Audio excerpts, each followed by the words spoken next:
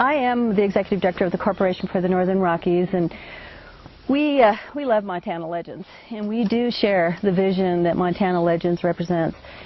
And we've shared many of the same experiences in terms of growing pains and learning things the hard way, and in our pursuit of trying to sustain what is so very special about this place that I love dearly. And I'm not a Montana native. I am a western Colorado native. Huge difference between eastern Colorado and western Colorado. And my father was a hard rock miner in Telluride, Colorado. And I learned at a very young age that places can change dramatically in a very short amount of time. And when I was a kid in Telluride, and I'm sure most of you have heard of Telluride, maybe any of you been to Telluride?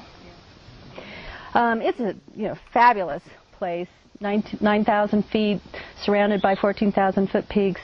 Just a really beautiful place. But when I was a kid, it was filled with mining families and agricultural families.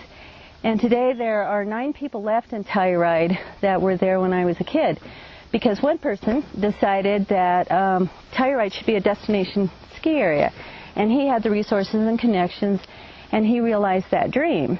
And so the community that I love very much changed dramatically, and after a while, my family couldn't coexist there because it was too expensive, and it changed culturally so much that we didn't feel like we really belonged anymore. And so every year there's a Telluride reunion of the mining families, and it's in Montrose or Grand Junction, because people don't feel comfortable, nor could they afford to live in Telluride or to go to Telluride.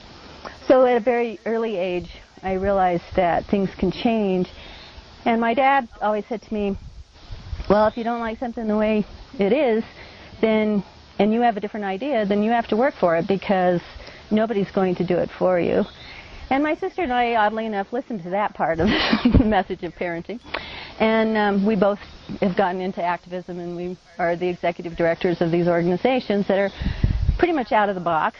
Northern Plains and the Corporation for the Northern Rockies brings very diverse groups of people together to work on issues. And where we depart in our strategies is that CNR doesn't do 2 things. We don't litigate, and we don't pursue any policy reforms.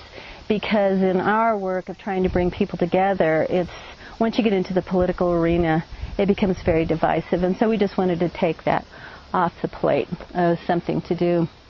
And our mission is to really find ways to sustain what is so valuable about this place. And so that brings up the word sustainability. And it's in the vernacular now of our country and of the world, and it's not very well understood. So how many of you have an idea of what sustainability is? Does anybody feel like they could define it?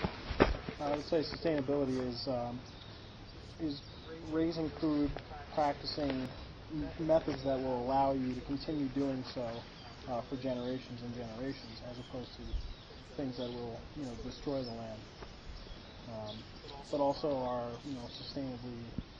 fiscally sustainable as well.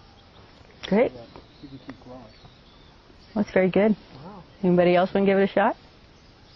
Yeah, you don't. No. Our mission statement at the restaurant, we added a sustainability piece to it Cool. a couple years ago, and essentially it all boils down to the statement that we give as much as we get. Mm-hmm. That's very good. Very simply put, I mean, the organization is really tangled with the idea of defining this, and essentially what it is our ability to sustain what it is that we value. And it actually has an official definition that was created by 150 nations at the UN conference in Rio de Janeiro about 12 years ago. And the official worldwide definition is meeting the needs of the present without compromising the ability of future generations to meet their own needs.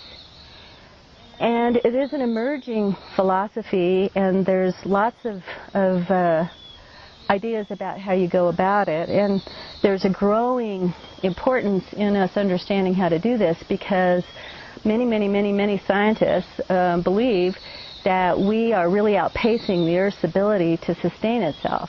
And some of the new figures that have come up is that humans are taking from the Earth 23% more than the Earth is able to regenerate. So basically, we use up about 14 months of the Earth's ability to regenerate in 12.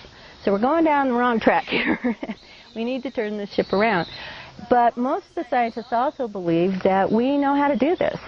All of us have contribute to the use of these resources and pollution and all of those things, and so it is in all of our ability to turn it around and be a positive force in the world. And so that's what we're trying to do, is help people understand how you do that.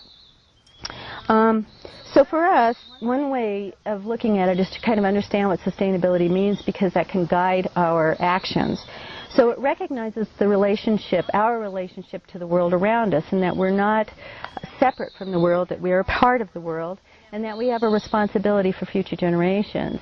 And I'm part Apache, and the Apache do believe in the 7 generations of making decisions that look out 7 generations and see how that decision would affect 7 generations out.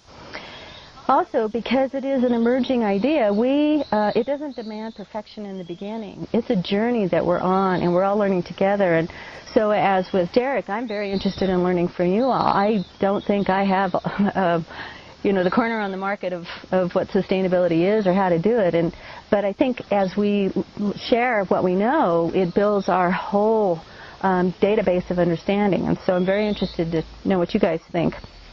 It has 3 essential ingredients that I think sets it apart from general environmental protection measures, and then it looks at achieving 3 goals at the same time. One is environmental protection, the second is economic prosperity, and the third is more social in its view, the healthy communities, equity, social equity, those sorts of things. So it's a 3-legged stool. And that if those goals are pursued as inseparable, we have a better chance of achieving them.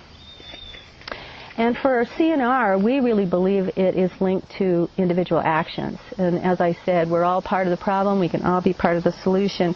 And those actions acknowledge the relationship between humans and the natural world, the carrying capacity of the planet, and the long-term consequences of our choices, bringing back that 7th generation idea.